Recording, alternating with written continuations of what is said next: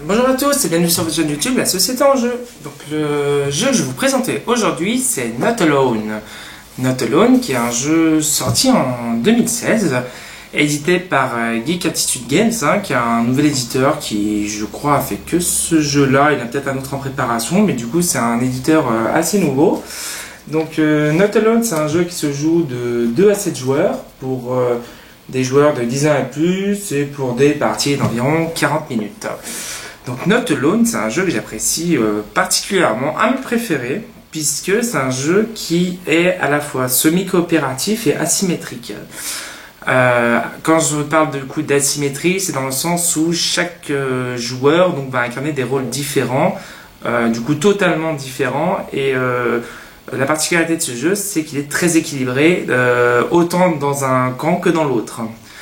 Not Alone, en fait, l'histoire du jeu est très simple. Nous sommes en fait une patrouille d'explorateurs humains qui a atterri par malchance sur la planète Artemia,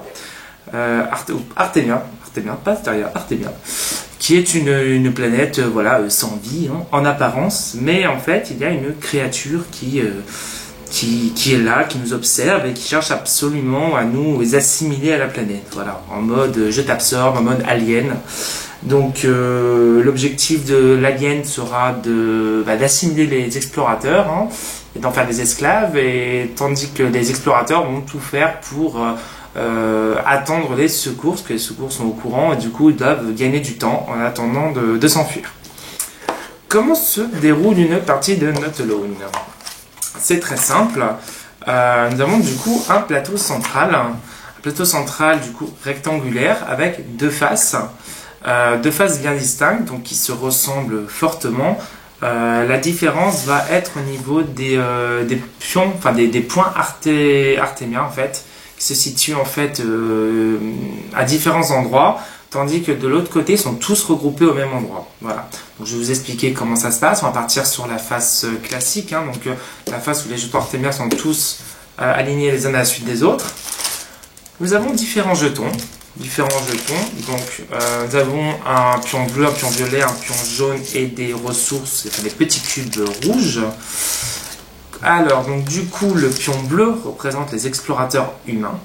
Le pion violet représente la créature, l'alien. Voilà. Donc, en tant qu'humain, en tant que gentil héros, nous allons nous positionner en fait à l'extrémité de la zone bleue en fonction du nombre de joueurs que l'on joue. On joue au niveau de la partie, ça joue entre 2 et 7 joueurs. Si on joue à 2, on positionne sur la case numéro 2. Si on est 7, on positionne sur la case numéro 7. Et si on est un autre nombre de joueurs, on suit le nombre indiqué sur la grille. Donc, partons du principe que nous sommes 2. L'alien, lui, pareil, fait la même chose en fonction si nous sommes entre 2 et 7 joueurs. Donc, ici, nous sommes 2. Nous avons un jeton jaune que j'expliquerai un petit peu plus tard, qui fait partie intégrante du jeu, en fonction des cartes que l'on joue. C'est en fait le pion plage. Et nous avons des cubes ressources, des cubes en fait qui correspondent au point de vie des joueurs. Et chaque joueur va en recevoir 3 en début de partie. Donc pareil, on va expliquer à quoi servent ces points de vie. Et je vous fais pas dire, ils sont quand même très très précieux. Nous avons ensuite différents types de cartes. Nous avons les cartes violettes, c'est-à-dire les cartes de terrain.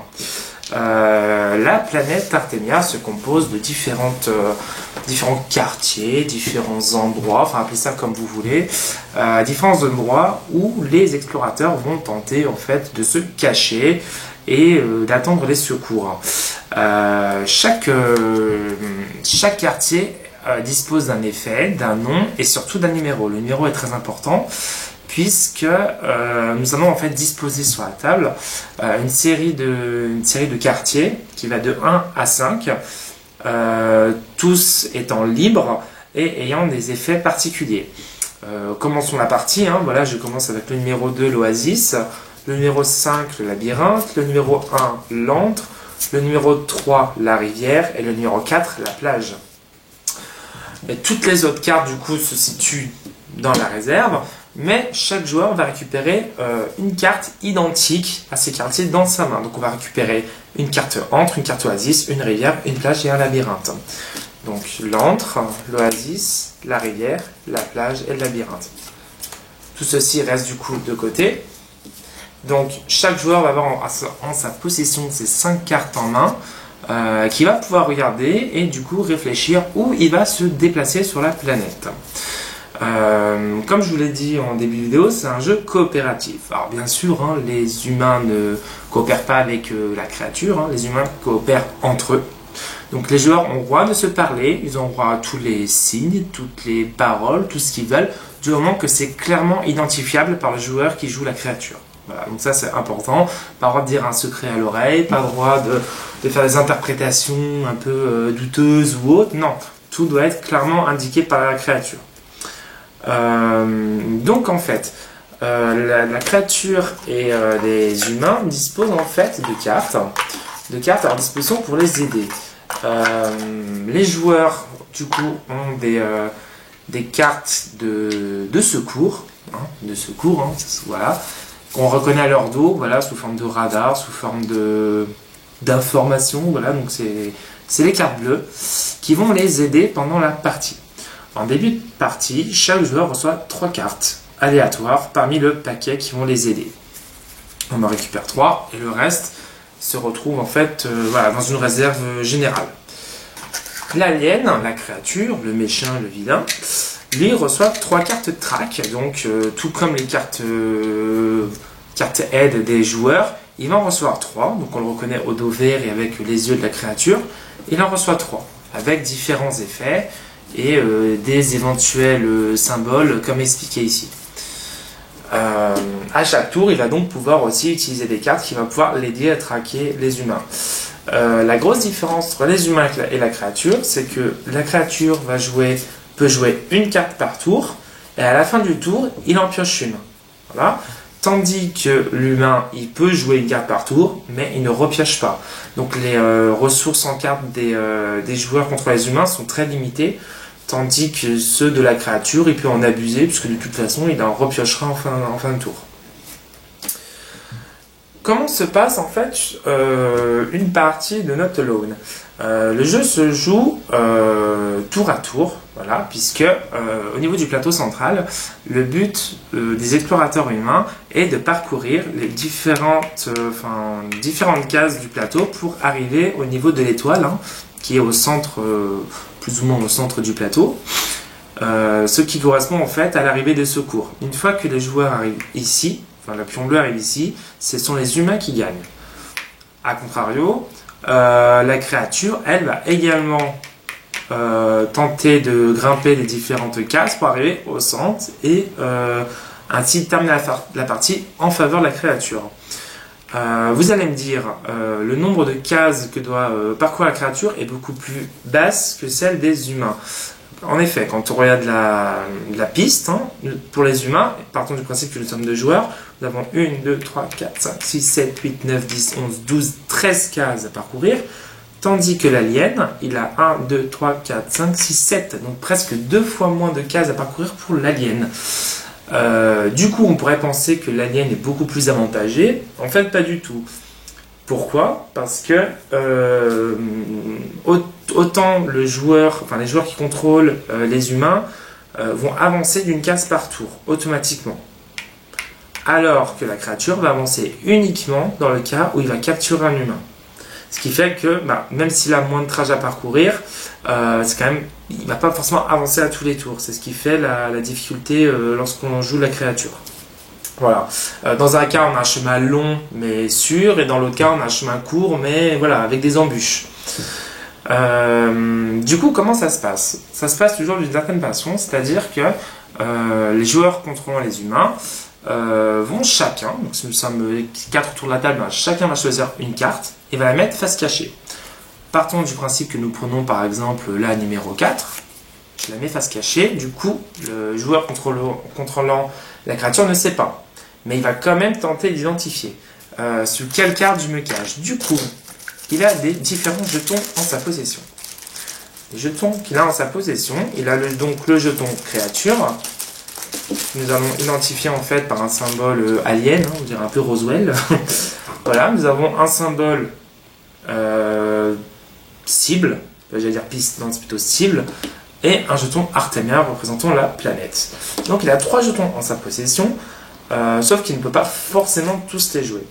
Le jeton créature peut tout le temps être joué, quelle que soit la situation. Donc s'il pense que le joueur se situe sous la case numéro 4, il va placer son jeton sur la carte numéro 4. Le joueur adverse va donc révéler sa carte et en fonction s'il y est ou s'il n'y est pas, on applique ou non les effets. Les jetons, j'en profite justement pour expliquer les 2 autres jetons. Nous avons un jeton cible et un jeton Artemia. Le jeton cible se joue uniquement si nous avons des cartes track qui ont un jeton cible mentionné. Donc ici on a un jeton Artemia, donc ça ne fonctionne pas. Je vais juste vous montrer un exemple de carte avec un jeton cible. Voilà, le champ de force, il y a un jeton cible. C'est-à-dire que si on joue cette carte, on rajoute le jeton cible en plus sur une autre carte. Voilà. Tandis que le jeton Artemia, soit il faut qu'on ait une carte avec un A dessus, soit si un humain se situe sur une case avec un A. S'il se situe sur une case avec un A, on peut jouer la carte naturellement. Ensuite, donc du coup, je reviens à mes moutons. On a posé notre jeton cible. Partant du principe que je n'utilise ni le jeton cible ni le jeton Artemia. On a posé notre jeton créature. On retourne la carte. Aïe, c'est un 4. Nous avons ciblé un 4, le joueur a joué un 4. Donc du coup, la créature a attrapé l'humain. Qu'est-ce qui se passe? Dans ce cas-là, le joueur humain perd déjà un point de vie. Il est à 3, il en perd un. Premier effet. Deuxième effet, l'effet du lieu est inutilisable. Donc du coup, il ne peut pas bénéficier de l'effet de sa carte. Donc elle est défaussée. Et troisièmement, la créature du coup avance d'une case. Donc là, c'est vraiment la totale, c'est vraiment le pire effet qui puisse se passer parce que du coup, il a quasiment un tour perdu. Si par exemple, j'avais visé la case numéro 3 et que du coup, c'est la 4, ouf, pour les humains, ils sont sauvés. Qu'est-ce qui se passe? Du coup, ma créature n'avance pas et en fait, on va bénéficier de l'effet de la case numéro 4. La case numéro 4, du coup, on récupère le jeton pour celui-ci, on applique l'effet de la case numéro 4. Dans ce cas-là, placer le pion balise, donc c'est le pion numéro jaune, le pion jaune, sur la plage qui est numéro 4, ou retirez-le, donc je le retire s'il y était déjà, pour avancer le pion secours d'une case. Donc en fait, cette carte sert uniquement à accélérer la venue des secours, parce qu'on va avancer en plus la carte. Toutes les cartes n'ont pas forcément la même utilité. Certaines sont plus utiles que d'autres. On va dire, autant aller sur les plus utiles. Oui et non. Oui, mais bien sûr, parce que ça va nous aider grandement. Mais non, parce qu'on risque d'être trop prévisible. La créature risque de nous attraper plus facilement. Il vaut mieux parfois bluffer et partir sur des cartes moins fortes en se disant, de toute façon, la créature n'ira jamais là. J'ai pas trop d'utilité à aller dessus. Voilà. Donc, il y a tout ce petit côté bluff et visualisation qui va nous permettre de voir un peu comment on peut enchaîner les parties. La carte numéro 5, case numéro 5, est très importante puisque c'est la seule carte qui permet de récupérer des nouvelles cartes. Au début du jeu, on commence avec 5 cartes, numérotées de 1 à 5. Lorsqu'on arrive à activer la carte numéro 5, lorsqu'on la joue et qu'on ne se fait pas attraper par la créature, on a la possibilité de rajouter un chiffre. Donc du coup, de 6 à 10, je prends un exemple, on prend la carte numéro 10, on aurait pu prendre n'importe laquelle, et on la joue sur le plateau principal, et on récupère un exemplaire pour le joueur pour qu'il puisse la jouer. Vous allez me dire à quoi ça sert? Tout simplement, on augmente, enfin plutôt on réduit les probabilités de se faire attraper, on augmente les chances de ne pas se faire découvrir. Voilà. Et du coup, pareil, les cartes de 6 à 10 sont totalement différentes de 1 à 5, donc on bénéficie d'effets assez sympathiques. Par exemple, le numéro 10, au prochain tour, jouez 2 cartes lieux, résolvez les 2 lieux, l'artefact, puisque la carte s'appelle artefact, ne peut être copié. Voilà. On a différents effets bien sympathiques et donc on va jouer à tour de rôle, ainsi de suite. Au niveau des points de vie, du coup, je reviens là-dessus puisque c'est très important. Que se passe-t-il lorsque nous n'avons plus de points de vie et comment les utiliser? Alors, les points de vie peuvent s'utiliser de 2 façons. On peut retirer un point de vie pour récupérer des cartes. Donc ça, c'est très important parce qu'à partir du moment où on joue une carte, ici j'ai joué le 4, elle est défaussée. qu'elle a été annulée parce que la créature tombe dessus ou qu'elle a été réussie parce que la créature ne nous est pas tombée dessus, la carte est utilisée, elle est posée face visible à la vue de tous. À la vue de tous, c'est-à-dire à la fois des autres joueurs, mais surtout de la créature. Donc on va enchaîner différentes cartes, hein, et du coup on va se retrouver avec de moins en moins de cartes en main. Donc par exemple ici j'ai utilisé la 1, la 3, la 5, la 4. La 1, la 3, la 5, la 4, la créature sait qu'il ne nous reste que la 2 et la 10 à un moment donné. Donc ça va être beaucoup plus facile pour lui de nous retrouver. Donc il est impératif de parfois sacrifier des points de vie pour récupérer les cartes. En sacrifiant un point de vie, on récupère 2 cartes. En sacrifiant 2 points de vie, on récupère 4 cartes. Donc on a plus de possibilités de se cacher. Attention, lorsqu'on n'a plus de points de vie, alors on les récupère, on considère peut-être qu'on se réincarne, hein, je ne sais pas. Interprétez-le comme vous voulez, on se réincarne. Et du coup, en contrepartie, la créature va réavancer encore d'une case supplémentaire. Donc les points de vie à utiliser vraiment avec parcimonie et à utiliser vraiment lorsqu'on est face au mur. Enfin, dos au mur plutôt. Dos au mur, c'est plus logique. Au niveau des cartes track, du coup, nous avons plusieurs effets, voilà, qui s'activent en fait à différentes phases. Donc la créature va pouvoir jouer des cartes track à chaque tour, tout comme le joueur va pouvoir jouer ses cartes de secours. Il y a différentes cartes assez sympathiques. Hein. Je prends par exemple la carte emprise, qui est quand même assez abusée. Le traqué, c'est ce qu'on appelle un humain. Le traqué de votre choix défausse toutes les cartes de sa main sauf 2. Donc s'il a 5 cartes en main, il en joue une de base, donc il en reste 4. On va jouer celle-ci, il y en a déjà 2 qui vont sauter. Donc déjà, on sait que c'est déjà 2 cases où il ne peut pas se situer. Et donc ça augmente nos probabilités de lui tomber dessus. Voilà, donc on a différentes cartes bien sympathiques pour la créature. Hein. Nous avons également le traqué de votre choix, vous révèle toutes les cartes de sa main sauf 2. Donc voilà, par contre à jouer avec le jeton Artemia. Donc ça uniquement s'il se situe dans une case A. Et nous avons également en troisième carte le pouvoir du jeu de votre choix est inutilisable. Voilà, donc ça c'est bien, on choisit le lieu et même si admettons ici il est ici et notre créature est ici. On a choisi le 4 en créature, on a ciblé le 3 et que le joueur est dans le numéro 3. Du coup, même si on ne l'a pas trouvé, il ne bénéficie pas de l'effet. Donc ça c'est sympa aussi à utiliser. Voilà. Au contraire, du coup, les joueurs ont aussi des moyens de se défendre. Hein. On a Système D qui permet de récupérer le pion balise et de le mettre sur la plage gratuitement. Donc, pas besoin de jouer la carte. On évite les effets de jetons créature. Donc ça, c'est pas mal. Donc si on se fait attraper, il ne se passe rien. On gagne un tour. Et on a aussi détecteur, éviter les effets du jeton Artemia. Donc même chose, mais du coup pour le jeton A. Voilà. Donc elle dit avec parcimonie, je vous rappelle, les cartes secours ne se renouvellent pas, contrairement aux cartes track qui, elles, se renouvellent d'une par tour.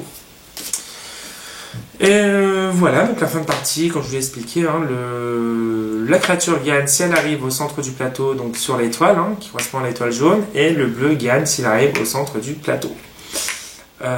C'est à peu près tout pour Not Alone. Que dire de plus? C'est un jeu qui coûte dans les 20-25 euros, ou 30, ouais, entre 20 et 30, je crois que c'est 25, il me semble.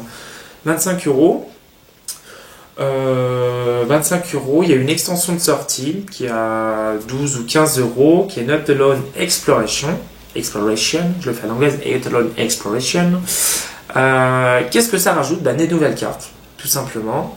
Nous avons en fait les 10 cartes lieux de base, et on rajoute en fait des nouveaux lieux, mais en gardant les mêmes chiffres. Hein. Donc c'est pas mal, parce que du coup on peut choisir, je vous prends un exemple, parce que du coup j'ai l'extension. La carte numéro 5 de Not Alone, c'est le labyrinthe. La carte numéro 5 de Not Alone Exploration, c'est le rover.